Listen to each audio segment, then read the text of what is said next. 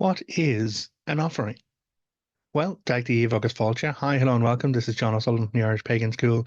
And as educators in Irish mythology, culture, history, and spirituality, it's a common enough question that we get asked. And so, to try and break it down and make it as simple as possible, I'm going to talk about three things: a definition, an expectation, and then a clarification.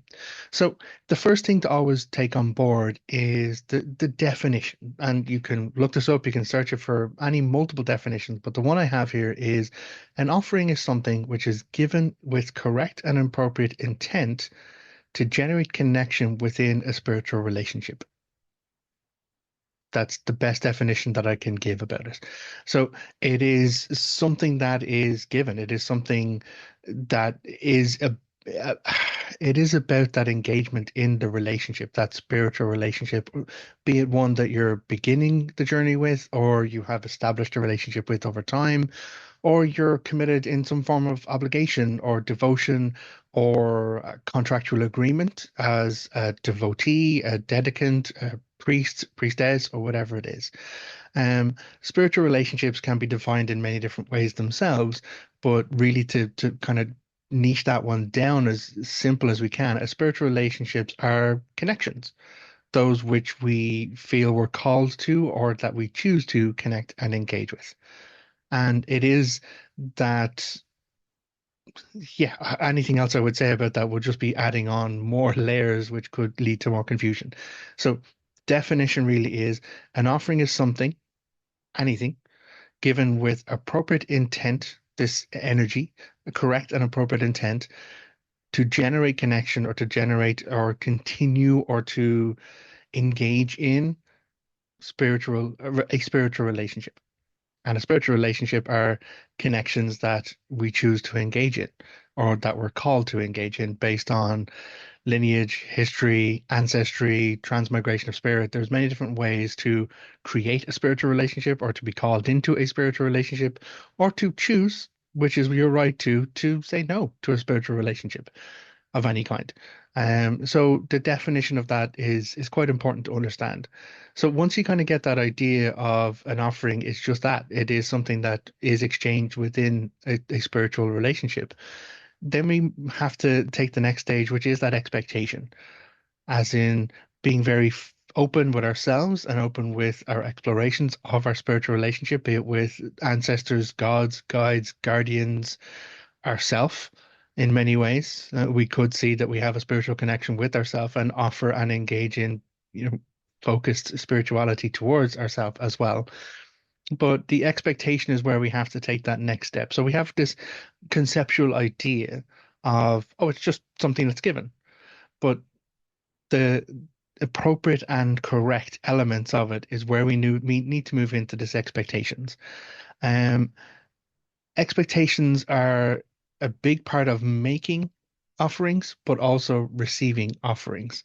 It is this idea of clear intent, that appropriate intent, that clear and open understanding that is presented with the offering, with the transaction, with the item, with whatever it is.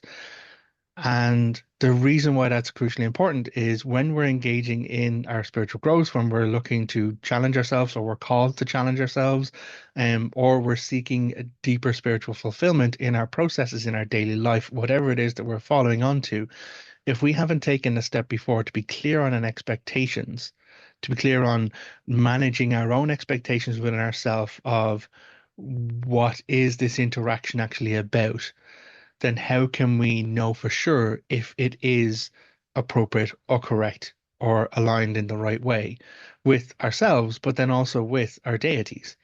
I've come across stories in the past where people get quite confused about, well, why does John give offerings of coffee to the Dagda? Coffee isn't native to Ireland. Why is it coffee for the Dagda?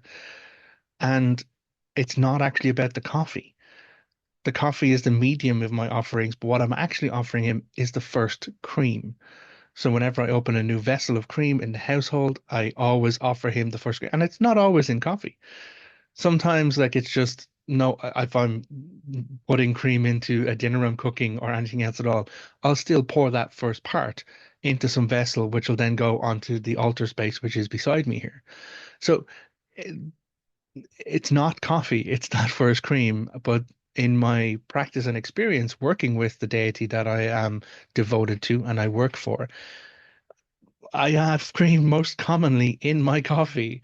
And so it's become part of my daily process, part of my regular connection with him. Make him a coffee, make me a coffee, take the moment as I'm stirring it or stirring in the cream, pouring in the hot water to think about that connection, to think about my spiritual relationship, to ask myself, is there anything there that I need to be more aware of? Is there anything that I need to be less focused on? Is there anything that he needs to express to me in some way, shape, or form.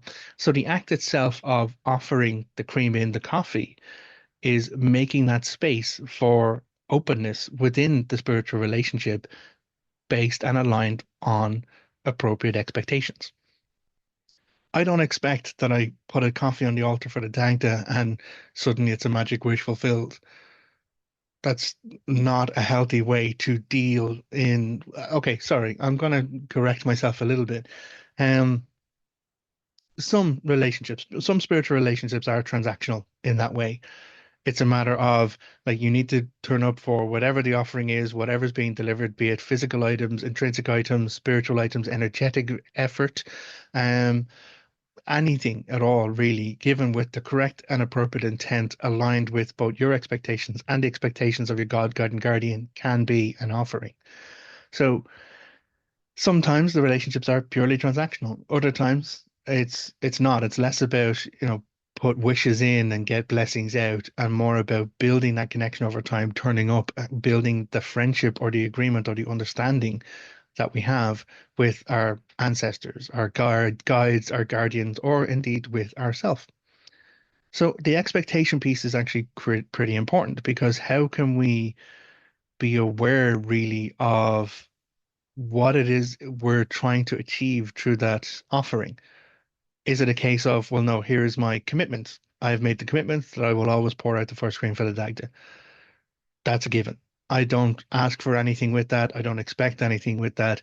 I'm not engaging in additional levels of, well, okay, I've made you a coffee. Can we have a conversation? Sometimes, though, you have to generate attention, awareness, or expectations within that spiritual relationship before you can express things deeper or generate. Or sorry, I'm speaking rather obliquely, and I'm trying to be very clear, which is why I'm dealing with definitions and expectations. I'm not trying to put in any nuanced language, esoteric language, anything that's kind of occult or secret or hidden. But I'm also trying to not step across any lines of people's expectations and beliefs. There are belief structures out there that are autoproxic, which means you have to do what you're told until you understand why you're doing it, as opposed to autocratic, which is we'll tell you this and then you go forth and practice and live in the way of the religion. So there are different ways to express your spirituality, really. When we talk about this offerings, what is an offering? An offering is a way of expressing your spirituality, a way of expressing connection within your spiritual relationships, be it with deities, gods, guides, guardians, ancestors, or self.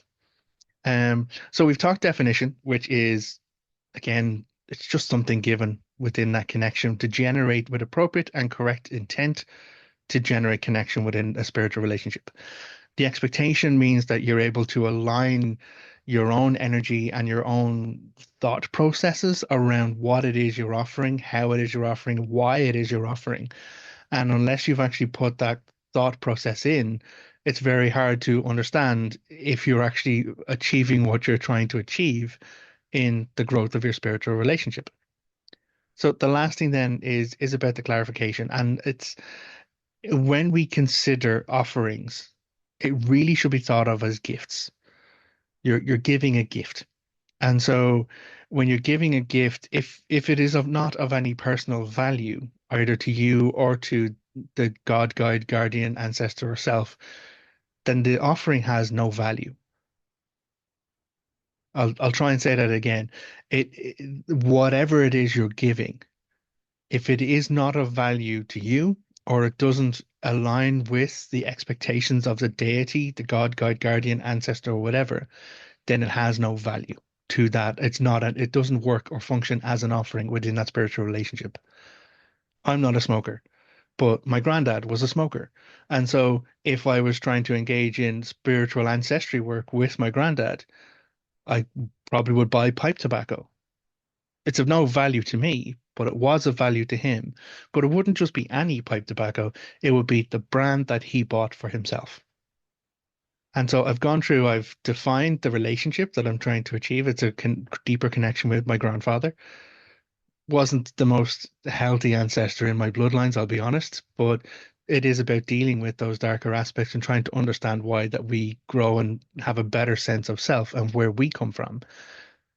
But it's again, it has to be specific to that relationship. It has to be niched down. There needs to be clarification of, you know, making space for time together over smoke. Now, again, I wouldn't smoke it.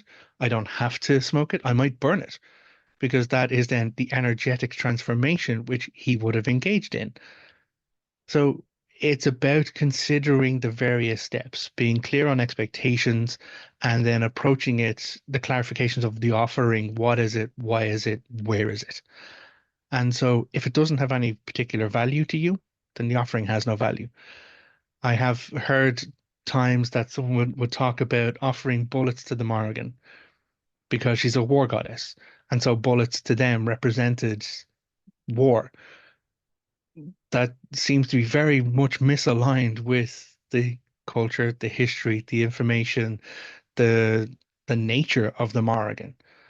Sure, she's a goddess of battle and conflict, but in her time it was spears.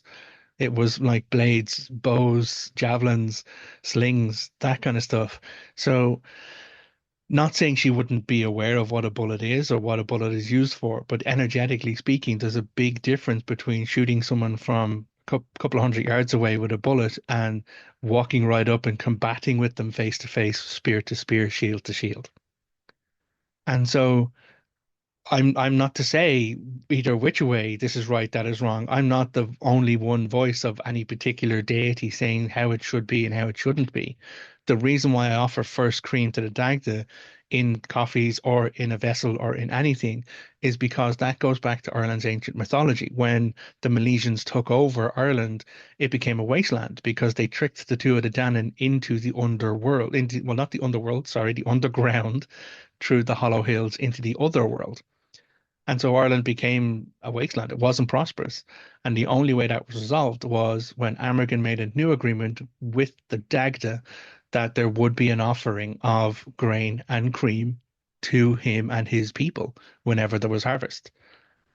And so I have taken that information, which we have from our mythology, which we have from our ancient past, which is still part of the process of ongoing Samhain ritual, leaving stuff out for the other crowd, has been done for generations. It's now referred to as Halloween and, putting stuff out to prevent trickster invasion from the other crowd.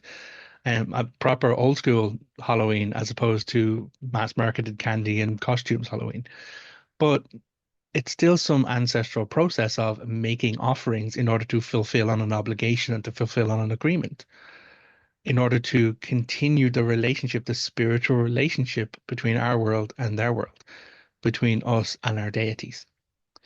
So, yeah, not all spiritual relationships involve transactional exchange, but some of them do require it. Like the Dagda, I'm honoring that. Like I won't do if I am the first to open a cream in this household or when I am the first to pour cream in the household, but that's my agreement with him. I don't force that or expect anyone else to do that because that's me trying to dictate their spiritual relationships. And I don't, I'm not obligated to. There are days that I couldn't or shouldn't or not couldn't or shouldn't. Sorry, there are days that I don't. But does that mean it all goes to hell in a handbasket and I've broken the relationship? No, because at this point I have built that relationship with the Dagda over time. My obligation, the one I have chosen to do, is that I say his name out loud every day. And I've made a formal agreement to do that. And even if the only person who hears me say the word, his name, the Dagda out loud is me or the cats, I'm still fulfilling on that obligation. So that is part of an exchange. That is part of a formal agreement between himself and myself. But that doesn't mean I don't engage in other practices of offerings. When members of my community come and they have concerns or ask about things, Sometimes I will light a candle. I will make a gift of energetic fire burned on a candle, put inside a cauldron which sits on the altar. So it's the offering of the energy in the fire. It's the offering of the heat and the warmth placed in the cauldron. It's the offering of coming to the Dagda space to do that and doing it in his name with a clear expectation that it's for a member of community going through something or facing a challenge or needing support at any given time. Hopefully, this gives a bit of an insight or an idea into offerings. Like, what is an offering? At the end of the day, offering is a matter of choice. It is your choice, but it's your choice based on a clear definition that it is something given within a spiritual relationship with something given with appropriate intent, correct and appropriate intent within a spiritual relationship. A spiritual relationship you're called to, you choose to, you feel engaged to do so based on honest and open expectations of yourself, honest and open expectations and awareness of the truth of your God, guide, guardian, or ancestor, or indeed self that you're trying to connect with, and then a clarification to just really be sure what it is, why it is, where it is. And it could be any physical item, it could be any energetic item, me using my voice as an energetic expression. But again, the cream is a physical item, but it's a perishable item. So I'm constantly needing to clear that and replace it with items that don't perish. It might be a matter of I take them out and I wash them off once a month, or I put them underneath a cycle of sun or moon, anything like that at all, if it aligns with the narrative of the deity. The Dagda is a god of sun and moon, so it makes sense that that would connect with him in that way. But would I kind of put something in water if a deity is connected with earth? Probably not so much. Bridget, you've got fire and water either which way, or indeed earth through metal, I guess, because she's a smithing goddess too. So there are different ways that anyone can connect with deity, gods, guides, guardians within their spiritual relationships. And it's about investing the time and the energy and effort in getting to know that relationship first. Why is it that the first generic item that is given in a spiritual relationship, or even any attempted relationship, is a gift of flowers? Let's try and find out, is that appropriate? Is that interesting? And then it's a gift of food, be it like chocolates or anything. And now I'm not trying to make this sound like you're wooing a relationship or you're wooing deity, gods, guide, guardians in some way, but it's about considering how you approach relationship and how you can approach healthy and open and mature and engaged relationship. Because that is the fundamentals when it comes to spiritual relationships as well. So hopefully this has been interesting. As I said, I've done a lot of thinking and talking about what are offerings. People do ask us as educators here in Irish spirituality, what is appropriate offerings and when and where should they be doing it. We do actually have a class. We have a class on making offerings to pagan gods and goddesses. It's available at the Irish Pagan School. I'll pop a link in the below in the description if anyone does want to pick up on that and take a couple of extra steps and go a bit deeper with it. Until next time, look after yourself, take care, agus slán. Goodbye.